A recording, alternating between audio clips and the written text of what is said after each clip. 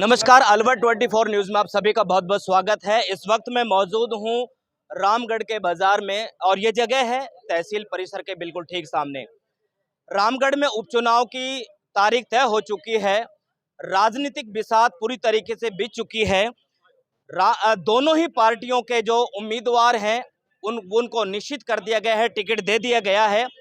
क्या सोचती है रामगढ़ की जनता, उन्हीं से पूछेंगे उनका ओपिनियन। सर, क्या नाम है आपका? अजय भारद्वाज। भारद्वाज जी, बीजेपी से और कांग्रेस से दोनों को टिकट फाइनल हो चुका है। यहाँ की आवाम क्या कहती है? केवल जुबैर खान जी के साथ है, उनके बच्चे के साथ है। तो यहाँ से करीब ज़्यादा भी नहीं तो 50,000 वोटों की लीड से अब की बार आयरन जुबैर खान जीतने जा रहे हैं।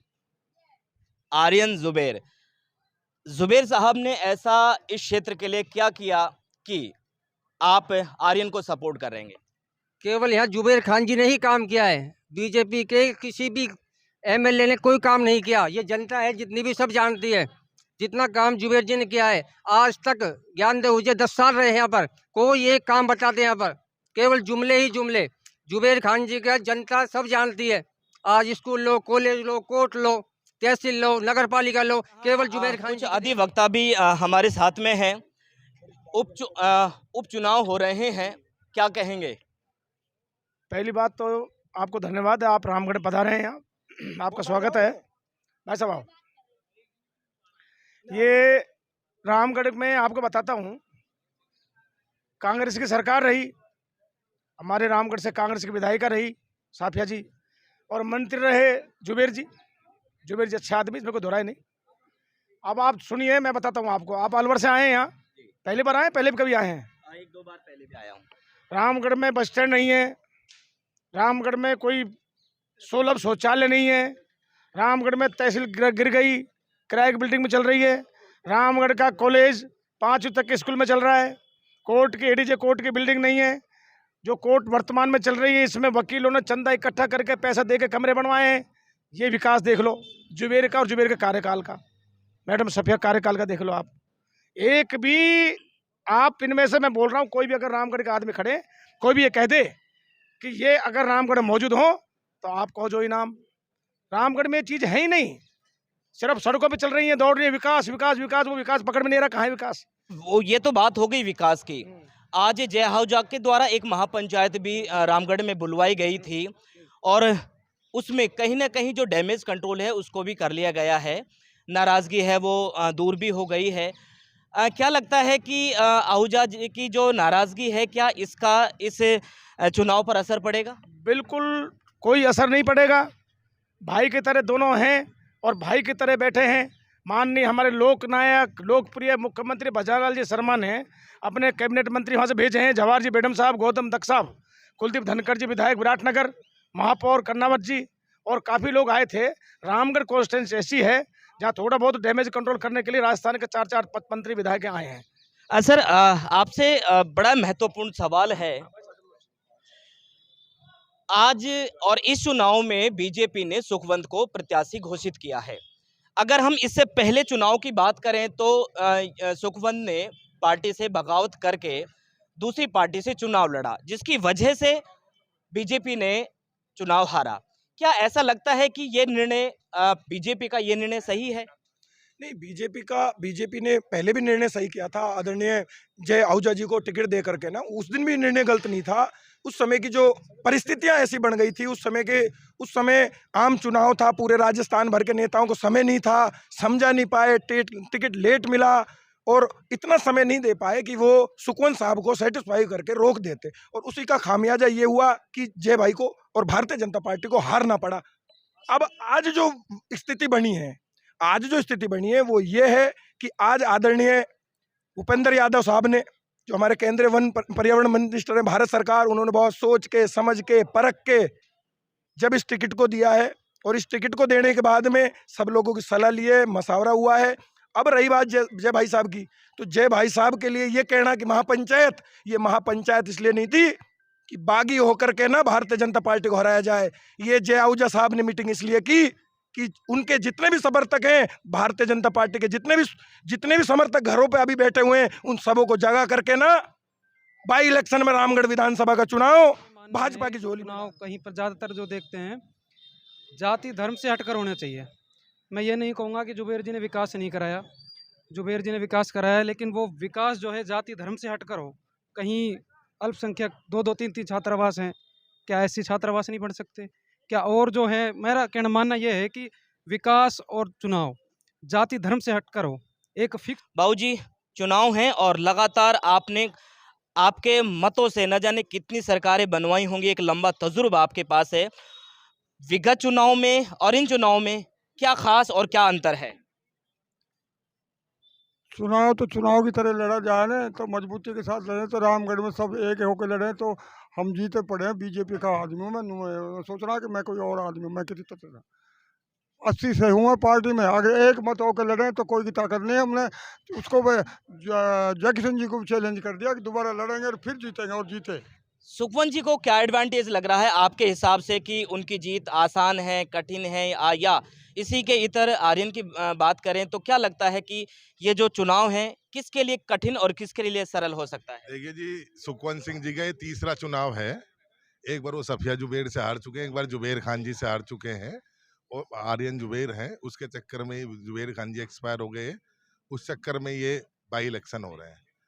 तो बहुत मुश्किल लग रहा है सुखवंत सिंह जी की। क्या है जी, एक बार ना धागे में गांठ लग जाती है ना, तो उसका असर नहीं जाता। चाहे कितनी मीटिंग हो जाए, कितने मंत्री आ जाएं, कितने कैबिनेट मंत्री आ जाएं, जो दिल का जहर है ना जी, वो मिटता अपनी जगह है। मैंने पहले ही बताया था कि लोकतंत्र में कोई आदमी जीतने के लिए चुनाव नहीं लड़ता, अपने आप को स्थापित करने के लिए चुनाव लड़ता है कि मैं जिंदा रहूं राजनीति में, मेरा वर्चस्व रहे, मैं जनता की सेवा करूं। हार जीत तो हमारे सबसे सम्मानीय थे जुबेर जी, वो भी हारे थे, ज्ञानदेव जी भी हारे थे ये क्षेत्र में। लेकिन ऐसा नहीं कि हारने के बाद उनका वर्चस्व खत्म हो गया, आज भी उनको इज्जत से नाम लेते हैं दोनों का। मेरा तो एक ही सवाल है सीधा सीधा मीडिया के माध्यम से, जुबेर जी बीमार थे, अच्छे इंसान थे, इसमें कोई संदेह नहीं। उनकी सोच भी पॉजिटिव थी, जनता के प्रति सकारात्मक सोच थी, हमेशा विकास की सोचते थे और भाईचारे की सोचते थे। लेकिन कोई भी माँ बाप ये चाहता कि मेरे जीवन काल में मैं अपने बेटे को लॉन्च कर जाऊं, जिस क्षेत्र में वकील हूँ तो वकील बनाऊं, डॉक्टर हूँ डॉक्टर बनाऊं, राजनीति में राजनीति में हूँ।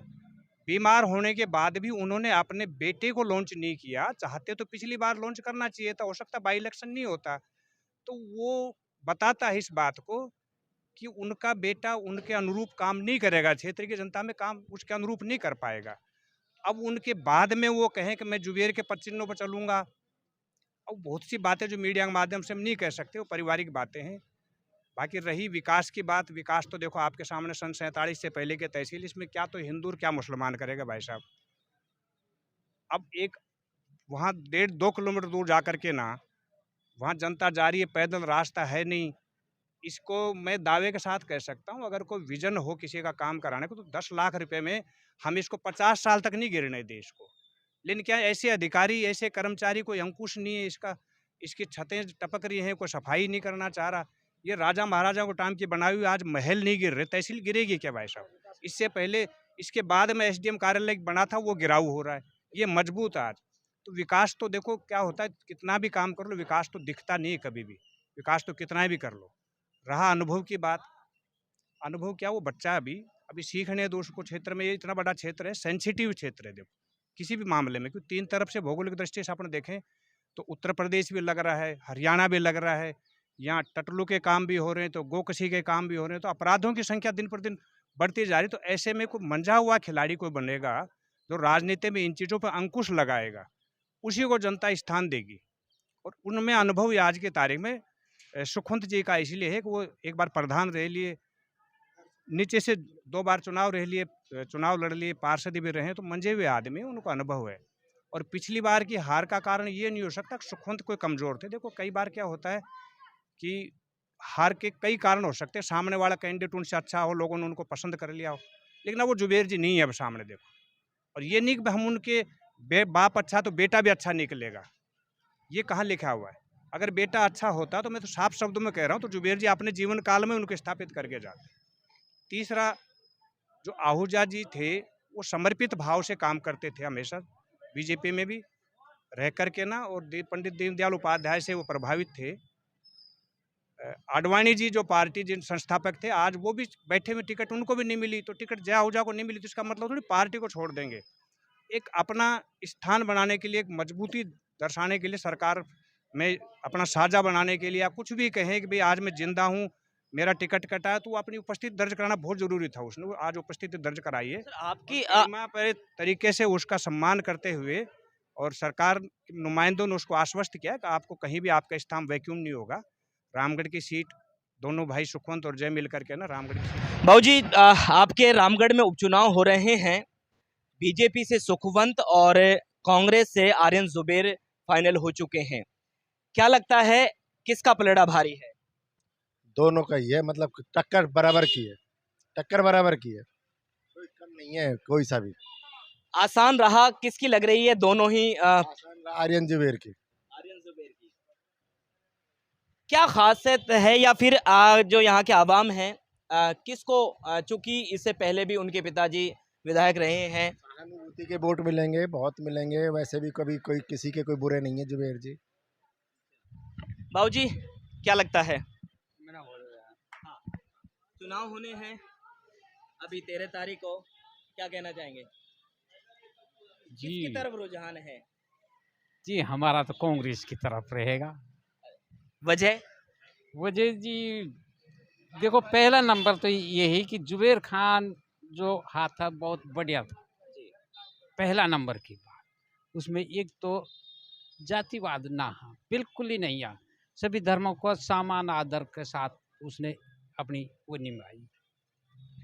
इस वजह से उनके बेटे की प्रति एक सहानुभूति भी, उनका भी ऐसा ही रुझान लग रहा है कि वे अच्छा बर्ताव बरतेंगे जनता के साथ। रामगढ़ में 13 तारीख को चुनाव है और दोनों ही प्रत्याशी तय हो चुके हैं, दोनों ही पार्टियों के द्वारा।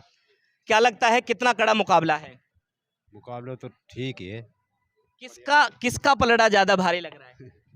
पलड़ा तो भारी देखो, बीजेपी में जो दो खड़ा हो रहा है, एक निर्दलीय और एक और सुखवंत को ज्यादा पड़े, और नहीं तो भाई पलड़ा तो भारी वही। अच्छा, बीजेपी से दो कौन खड़े? होगा ना, एक तो जाऊजा, अरे वो निर्दलीय खड़े हो रहे ना, तो नु सुखवंत को मतलब जो है। क्या कहना चाहेंगे जी? आगे आ जाइए थोड़ा सा। हाँ जी, चुनाव हो रहे हैं और आज जय आहूजा जी के द्वारा जो महापंचायत बुलाई गई थी, तो उसमें भी ये तय हो गया है कि जय आहूजा जी इस बार चुनाव नहीं लड़ रहे हैं। तो क्या लगता है कि सुखवंत को इसका कितना फायदा मिलेगा? मिलेगा साहब, सुकून को फायदा मिलेगा। आपके लिहाज से रामगढ़ के विकास, रामगढ़ के प्रोग्रेस के लिए कौन सा नेता, कौन सा प्रत्याशी सही फिट बैठेगा? रामगढ़ के विकास तो साहब देखो, पार्टी तो कांग्रेस ने किया है, तो क्या लगता है? अब तो देखो पब्लिक के हाथ में, वोटरों के हाथ में। बाबू साहब, कौन सा नेता पसंद है? यहाँ पे साफे का लड़का आएगा। साफी। हाँ, 100%। जिसकी वजह का क्या कारण हो सकता है? हाँ? क्या कारण है? उसने बहुत रामगढ़ में प्रोग्रेस करी है, जुबेर ने। जुबेर की वजह से ही आएगा ये। जी,